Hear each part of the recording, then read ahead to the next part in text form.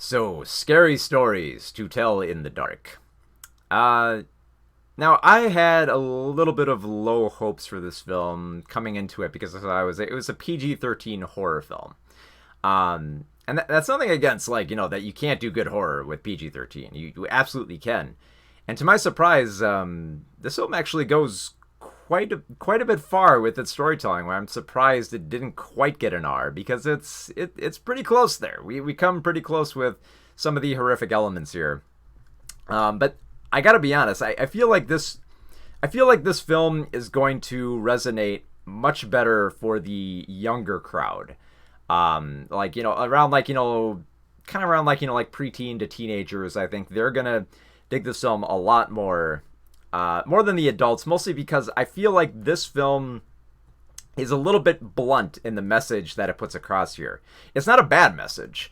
And frankly, the fact that, any PG-13 horror film actually has a message rooted within it is admirable, and it's noble enough. But but the problem is, it's so blunt. It's so forced into this film and has to be spelled out at every turn. But thankfully it's done that so that, anyone who's watching this film won't be able to miss it. It'll be pretty clear what this film is trying to say. All right, so the film takes place in 1968 in a small little town where not much seems to be going on. It's a typical town. They have the high school there. They have their misfits, they have their jocks, and one of those misfits happens to be Stella Nichols, Stella Nicholas, played by Zoe Colletti. And she's the character we follow for most of the film, and she's the most interesting for kind of like group of social misfits and nerds. She's a horror geek. She's huge into horror. We establish that pretty quickly. We go into her bedroom. We see there's horror movie posters all over the walls. There's horror magazines and comic books, and she's writing her own scary stories. So she's all about the horror. So Halloween arrives, and she's not sure if she wants to do anything on Halloween because, she feels like she's getting too old. But she's like, whatever. I like Halloween. She throws on the witch makeup, and she goes out with a few of her friends, and they end up running into someone who kind of saves their skin from the bullies in the obligatory moment where they piss off the bullies and have to run away from them in the woods. They end up meeting Ramon. He's played here by Michael Garza. And Ramon is kind of the kind of like the quiet loner, and they hook up with him. They say, "Hey, what should we do tonight? There's nothing to do. We're too old to trick or treat." But Stella knows exactly what to do. There's a haunted house, and he decides well, why don't we just go into the haunted house and we'll snoop around. Maybe we'll tell some scary stories. We'll have a ball. She's all about horror, so this is totally her bag. But while they're in the house, they stumble across this spooky book, the book of the suicidal Sarah, who killed herself many years ago. And it's said that her stories would be the last you'd ever read. And I happened to stumble across her book, which is written in children's blood. And of course, you can't destroy it. You can't rip out pages because it keeps coming back to you. We've seen it in stuff like Babadook and stuff like that. So, standard cursed movie book logic applies here. But the thing is, the book keeps writing more stories, and the stories happen to be about people within their town. And it associates with them and their fears, and it comes after them to kill them. And so, from here, the film kind of sort of mostly writes itself here, which it literally does in the film. Now that I think about it. Yeah, so essentially, they have to track down, what is the mystery behind Sarah and try to stop all these killings from happening in the book before all these monsters come after her and kill their whole collective of friends. So we get the standard montage where, they're sorting through files.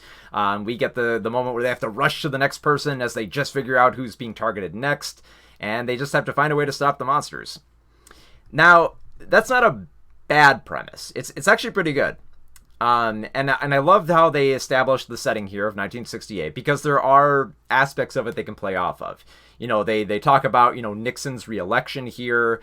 They talk about the Vietnam War draft. There's racism addressed within the county. So all these elements kind of come together to have this sort of political commentary, which for adults is going to be very blunt in, connecting all the dots here, it seems pretty obvious. But for most like young people and teenagers, I don't think it'll. For most, I don't think. I think it'll seem more subtle for that group. I think they'll see it, but it'll be much more subtle.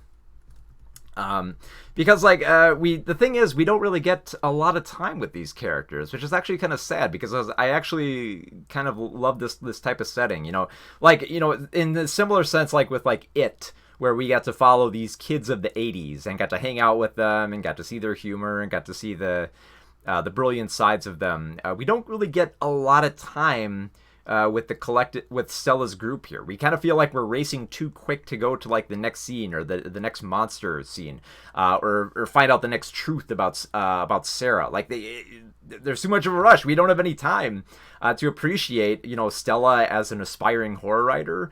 We don't have time to delve too deep into her tragic past that has kind of left her father, who's played by Dean Norris here, for literally 2 scenes. Who's basically emotionally distraught. I mean, don't get me wrong, Dean Norris does own those 2 scenes he's in really well, but we don't get enough time with that. And it feels like we should get enough. Like, Ramon, they establish as kind of more of a mysterious character, and they reveal why he's mysterious later on, which isn't like a huge stretch. I mean, if you kind of connect the dots, you can see where everything's going here. But we don't get a lot of time to hang out. Now, to be fair, I kind of understand why they want to get to the scary scenes as much as possible, because once we get to the monster scenes, it's not that these scenes are particularly scary, at least not for myself and adult crowd, but they're assembled so well. The monster creatures they have here. I mean, they've attached Guillermo del Toro to this film, and it's easy to see why. There's some great creature designs here. I love the monsters that attack them. There's the Scarecrow Herald, which just comes after you with pitchforks. There's some weird body horror, which I didn't expect to see in a PG-13 film, where a pimple explodes with spiders and stuff like that. There's a great contortionist zombie called the Jangly Man, who comes after you. You can basically take all his body apart and kind of twist and contort his body. It's like, oh, that's cool stuff to look at. And then of course we got the Pale Lady, who kind of looks like a marshmallow version of like a Japanese horror icon with like the long hair and the wide mouth. And the way that the Pale Lady actually kills you is so surreal. And I love the way that all these kills are staged. They're staged beautifully. Like when we're in the cornfield and we get the Scarecrow, it's dark, it's night, we can barely see the bugs crawling across Harold's face. When we get to the Pale Lady, we're in a hospital where red and white lights are going off and flickering in the distance, and the Pale Lady is so white that she kind of like blends into the white background, stuff like that. There's some really cool staging here.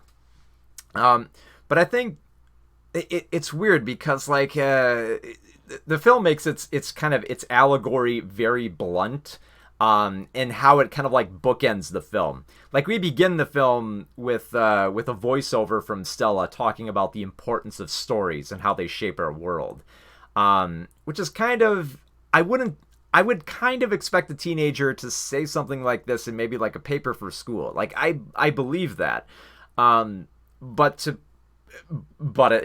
and this is kind of a problem that I think is more on me than for anyone else. It's so unsubtle in how it addresses everything.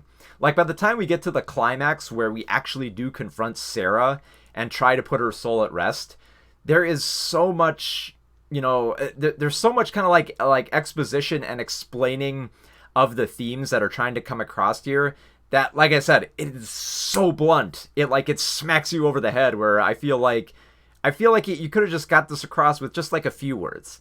But again, I feel like this film is really trying to make a point, and it doesn't want you to miss it. And believe me, you're not gonna miss it. You're gonna be able to connect the dots here pretty quickly.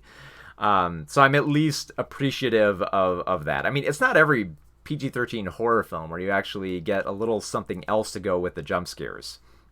That being said, I wish there was more character development. I wish there was some more less dialogue to get across these themes, because the problem is, like, the centerpiece here really is these monsters and these paranormal surreal nightmares where teenagers are picked off one by one. Like, that stuff is really cool, and then we get into pushing like the themes of the film, which are, again, I need to stress this, it's not a bad message they're putting across here, but it is hammered. And it's like, okay, I get it. Yes, I see how, like, like the whole deal with like Nixon and Vietnam is trying to relate to, like the politics of the day and to draw allegories. I see that. Okay, but it's really blunt. And I feel like they could have gotten across with a little bit less dialogue here. Like that, the book-ended dialogue they have here is pretty bad. Like, it's pretty blatant. Like when they talk about like stories, the importance of them. It's like, I feel like he could have gotten this across without directly saying it too. Like, they even the end of the film, they actually put in some dialogue to suggest that there might be a sequel. It's like, I don't know about that. So I'm very torn on this film. I mean, the assembly of it is great. I love the monster designs. I love the atmosphere. I love the staging. But we don't get enough time with the characters, and the dialogue is pretty flat here and there. And it's I think those two go hand in hand, because if we did have a few more kind of hangout moments, we could, the dialogue might be able to flow a little bit better. So I wish it could be better. Like, it's not a bad film. I'd say, for, a PG-13 horror, this is probably one of the better ones I've seen in recent years, which is saying a lot. I just feel like it didn't need to use so many words to get across what seems pretty blatant in the film.